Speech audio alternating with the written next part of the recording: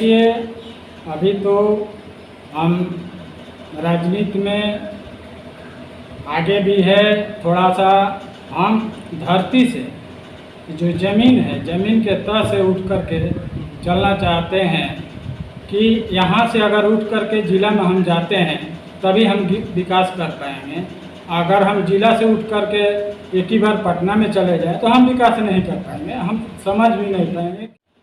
नमस्कार, आप देख रहे हैं TNS लाइव में हूँ आपके साथी योगेश्वर। आपको बता दें कि अभी हम ऐसे समाज सेवी से मिलवाने जा रहे हैं जो कि जो पंचायती चुनाव है, यहाँ का तजुर्बा नहीं, ये विदेश में भी दूसरे देशों में भी रह के इनको काफ़ी ज़्यादा एक्सपीरियंस है और वहाँ के मुकाबले ये अपने पंचायत को कैसे देखते हैं, कितना विकास यहाँ पे ये करेंगे।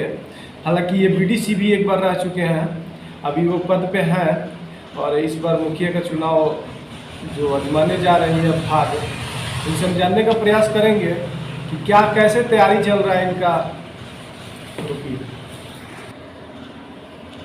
सबसे पहले हमारे TNS लाइव में आपका बहुत बहुत स्वागत है। आपके चैनल को बहुत बहुत धन्यवाद है कि आप हमारे यहाँ आपके चैनल के माध्यम से कुछ कहने और सुनने का मौका मिला है, जो कि यहाँ हम विकास के मुद्दा पर काम करेंगे कि विकास कैसे हो। मॉडल पंचायत हमको एक ही दिखाई देता है कि मॉडल पंचायत हमको बनाना है, तो मॉडल पंचायत किस हिसाब से बनाएंगे।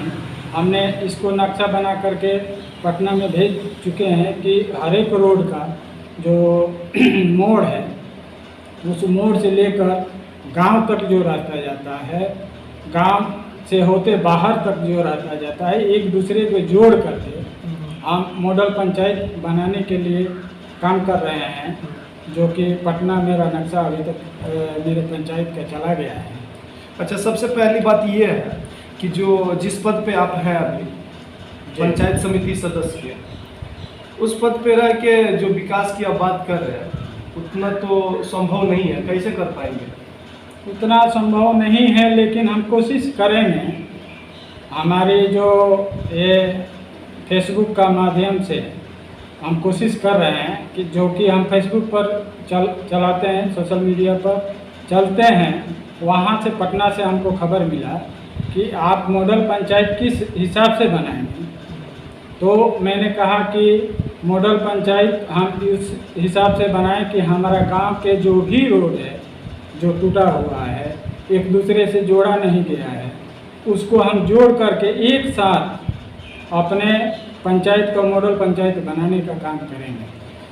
अच्छा, दूसरी बात, आप जो पंचायत सदस्य यानी कि BDC आप रह चुके हैं जी, तो आप ब्लॉक प्रमुख का दावेदारी क्यों नहीं की? क्यों आप मुखिया का चुनाव लड़ना चाह रहे हैं? देखिए, अभी तो हम राजनीति में आगे भी है।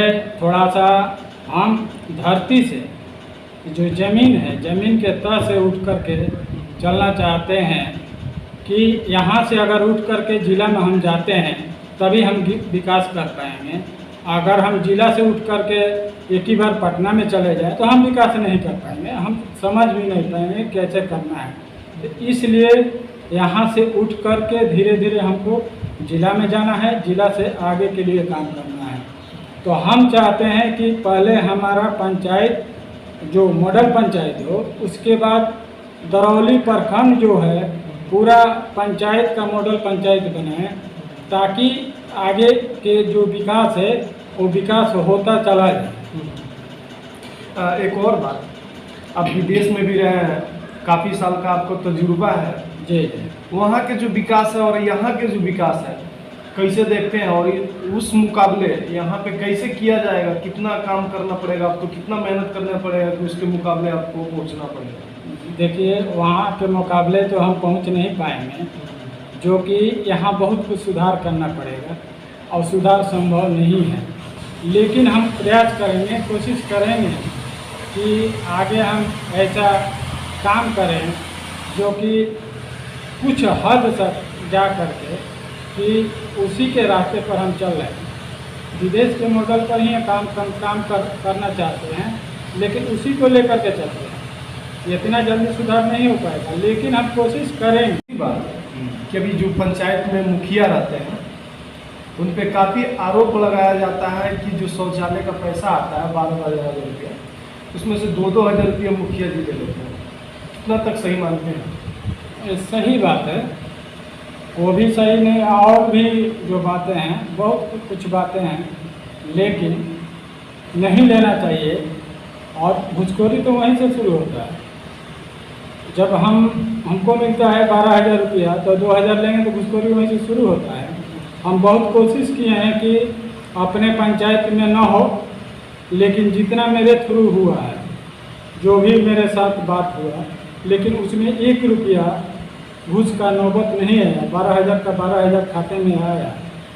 कोई पैसा देने के लिए न कर रहा है कि नहीं दें, तो इसलिए घूसखोरी का जब तक यहाँ के हर एक जो प्रतिनिधि हैं उसको रोकेंगे नहीं, तब तक ये रुकने वाला नहीं है। लेकिन हम कोशिश करेंगे कि ये रुके, घूसखोरी रुके।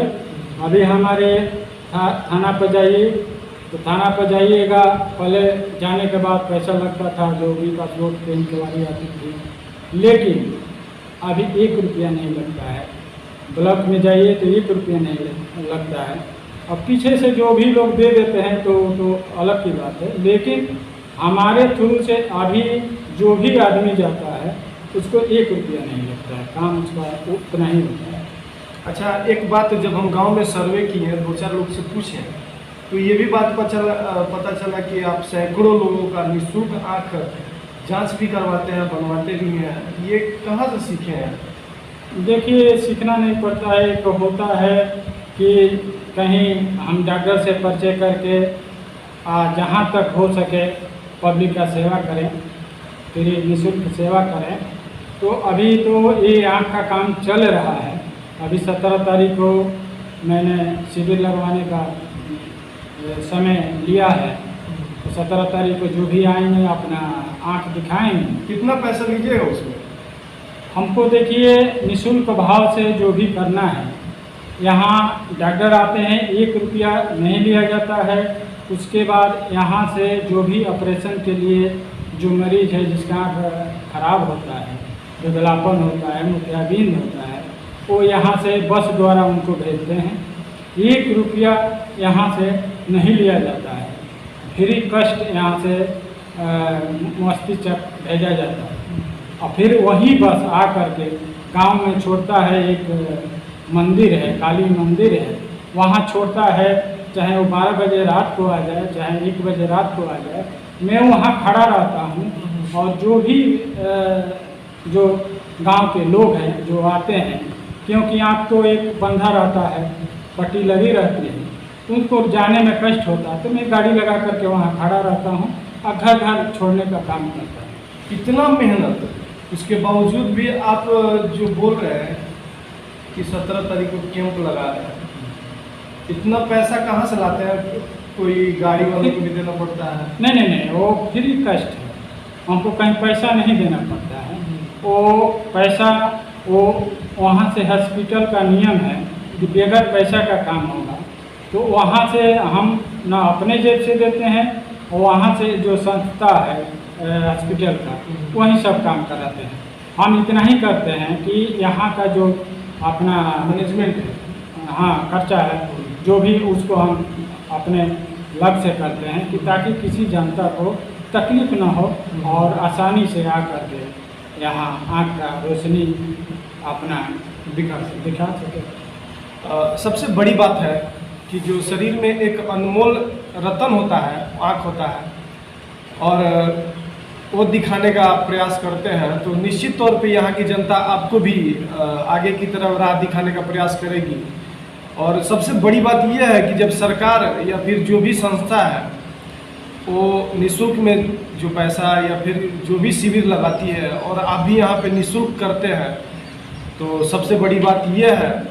नहीं तो बहुत जगह देखा जाता है कि वहाँ से आता है 10 रुपया, आते आते पंचायत में 1 रुपया हो जाएगा। लेकिन इनके पास आप खुद गौर कीजिएगा कि जो संस्था है वो भी निःशुल्क और यहाँ पे भी निःशुल्क, कितना अच्छा कंबाइंड है। यहाँ के पंचायत को लोगों को एक बार और भी इनको मौका देना पड़ेगा कि ये मुखिया अगर बनते हैं तो घर घर से जो यहाँ से लोगों को वहाँ पे जाना पड़ रहा है, हो सकता है कि जो हॉस्पिटल है वो इनके पंचायत में हो जाए। बने रहिए हमारे साथ। सरना सहयोग ईश्वर।